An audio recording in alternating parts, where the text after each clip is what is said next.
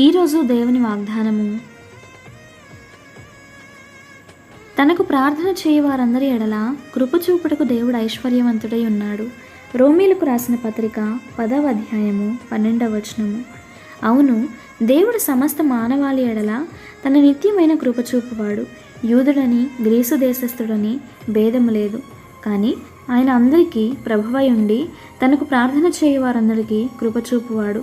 ఏలయనగా కొర్నేలి భక్తిపరుడై ఉండి తన ఇంటి వారందరితో కూడా దేవుని యందు భయభక్తులు గలవాడు.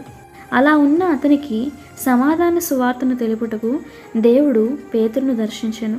పేతురు ఏ మనుష్యుడు నిషేధింపదగిన వాడని అయినను అపవిత్రుడని అయినను చెప్పకూడదని దేవుని చేత హెచ్చరింపబడిన వాడై నాడు కొర్నేలి ఇంటికి వెళ్ళి కొర్నేలి ఇంటి వారందరికీ దేవుడు పక్షపాతి కాడని, ప్రతి జనములోనూ ఆయనకు భయపడి నీతిగా నడుచుకుని వారిని ఆయన అంగీకరించేవాడు అని, యేసుక్రీస్తు అందరికీ ప్రభువు అని, ఆయన ద్వారా దేవుడు సమాధానకరమైన సువార్తను ప్రకటించి కొర్నేలి ఇంటికి వారందరికీ రక్షణ సువార్తను అందించాడు.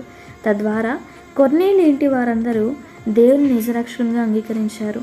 దేవుడు తన స్వరక్తం ఇచ్చి సమస్త మానవాళిని సంపాదించుకున్నాడు. ఈ రక్షణ ప్రతి ఒక్కరిది. ఆయన అందరికీ దేవుడే. ప్రార్థించిన ప్రతి వారిపై తన కృప చూపువాడు. కావున ఈ వాక్యం వింటున్న ప్రియ సహోదరుడా సహోదరి, నీవు ఎవరివైనా, ఎలాంటి వ్యక్తివైనా, ఎలాంటి స్థితిలో ఉన్నా దేవుని ప్రేమ నీపై అపరిమితమైనది. నువ్వు ప్రార్థించిన వెంటనే ఆ ప్రేమ నీకు జవాబిస్తుంది. కనుక ప్రార్థించు, జవాబు పొందుకుంటావు. ప్రార్థన. దేవా, నీ వాగ్దానములకై నీకు వందనాలు.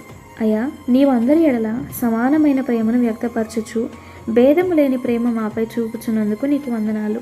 అయ్యా, ప్రార్థించిన వారికి జవాబులిచ్చే దేవుడవైన నీవు నేను చేస్తున్న ప్రార్థన విని నాకు సమస్త విషయంలో నెమ్మది కలుగజేయమని యేసు నామమున ప్రార్థిస్తున్నాము తండ్రి. ఆమేన్.